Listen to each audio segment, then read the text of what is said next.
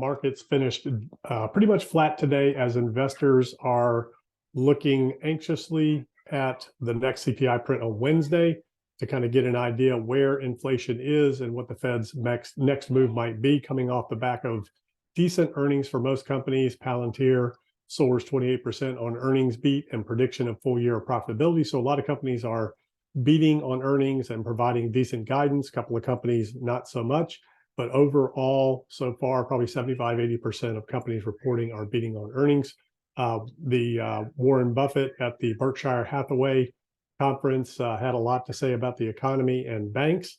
And one of the things he said is nobody wants to go on national television and talk about why they let the American public lose their deposits and they did not guarantee deposits.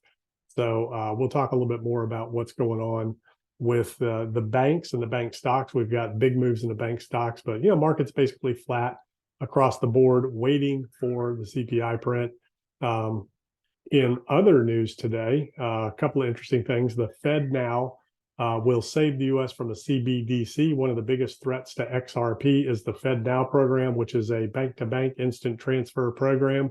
It's not a CBDC. It's not a coin. It's a technology that is optional for financial institutions, offering interoperability with payment systems such as FedWire and the Automated Clearinghouse. This service is open to more than 10,000 financial institutions that operate within the Federal Reserve's network, and it could negate the need for Ripple. So as we've already mentioned, it is not a CBDC. It operates at a higher level, impacts only bank-to-bank transactions, not consumer transactions. So it's not peer-to-peer, it's bank-to-bank, but it makes instant transfers versus wires that settle, next day, some, things like that.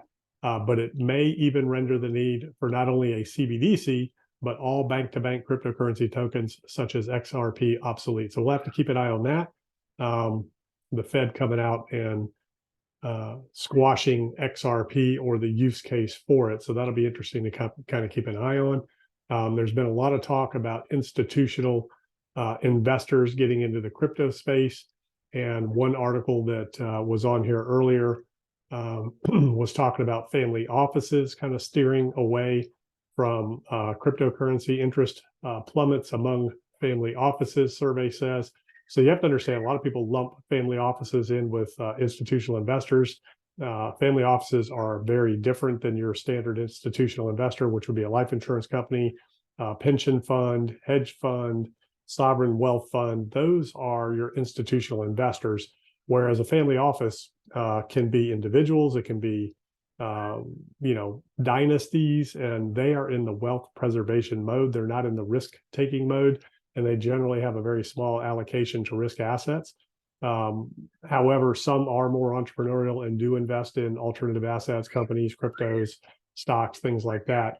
But basically, more family offices are invested in digital assets than 2 years ago, but more also report having no interest in the asset class. Again, it's just too risky right now for them, especially without any regulatory guidelines. Roughly 26% of family offices are invested in crypto, according to Goldman Sachs, up from 16% in 2021. But those that have not invested and show no interest in jumping into the space going forward have also grown substantially from 39% to 2 years ago to 62%. The respondents say that they are potentially interested, and the class fell from 45 to 12 over that span. Again, with the volatility lately, that's one thing that family offices do not like. But on the other hand, there was an article out about institutional interest is maturing, says Cantor Fitzgerald's Hahn. So again, institutions are different than family offices. So it may look and feel like crypto has lost its shine for institutional investors, but their interest is still there to stay and may even be maturing, according to Cantor Fitzgerald's Elliott Hahn. Hahn leads the firm's crypto, blockchain, and digital assets investment banking. So he's dealing directly with the clients who are interested. There's a lot of excitement in the space right now. He said, speaking at Digital Assets Week, a conference in San Francisco geared to some of the biggest U.S. financial institutions. There are a lot of companies here that are looking at it from very different perspectives and angles.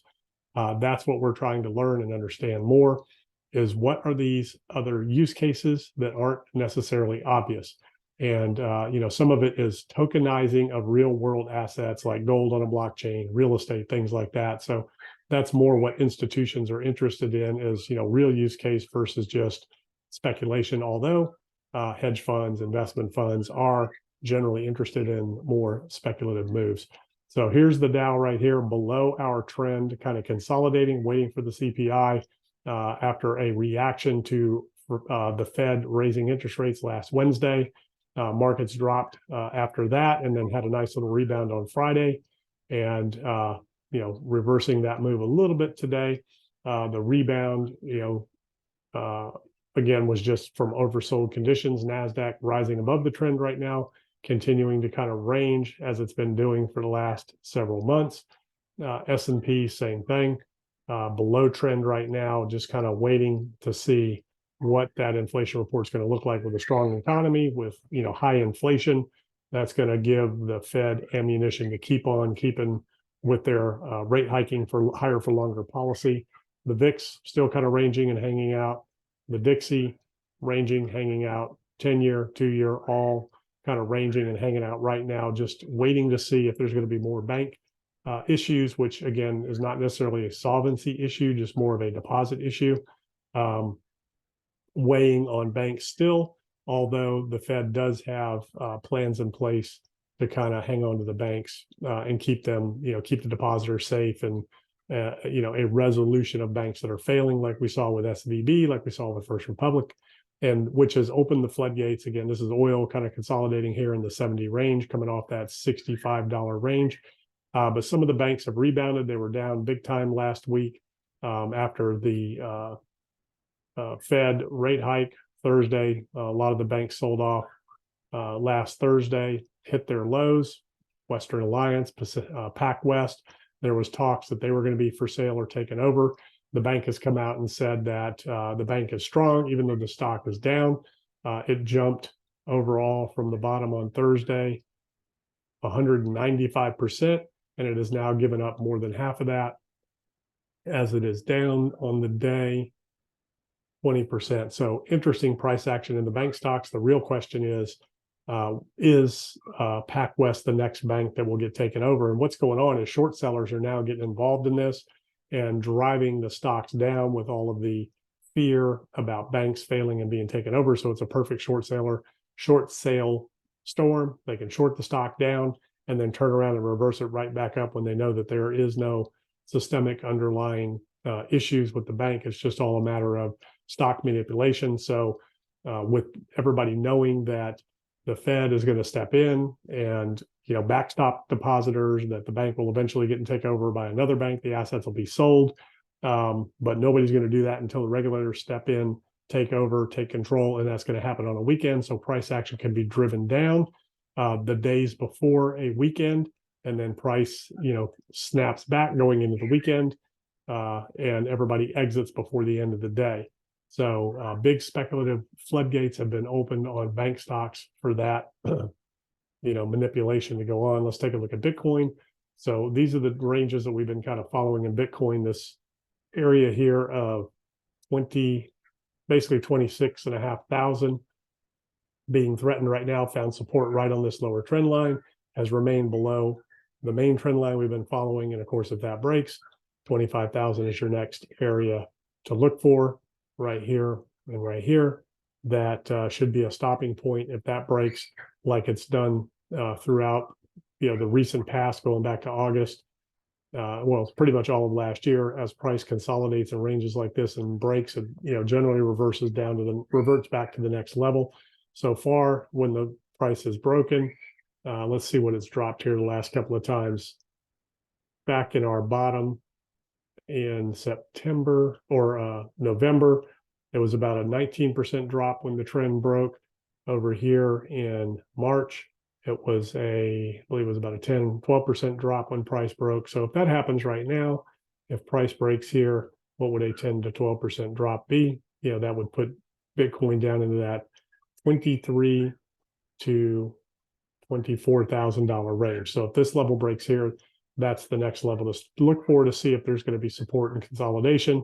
And if price isn't able to break this trend line here, then we could see it continue down to the lower level of the trend, back down to about a $20,000 range, and then ultimately potentially retest that lower range, working its way into the next halving, which is predicted to happen right now, scheduled for Monday, the 29th of April in 2024.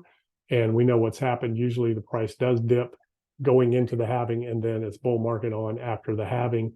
Pretty much the last, every time there's been a halving so far, the bottom was in, price rose into the halving, dropped a little bit afterwards, and then was off into a bull market. So different conditions each time that's happened, different price action, different global macroeconomic situation each time that those things have happened. But right now, we've got a little period coming up here to see what price is going to do in this consolidation range here.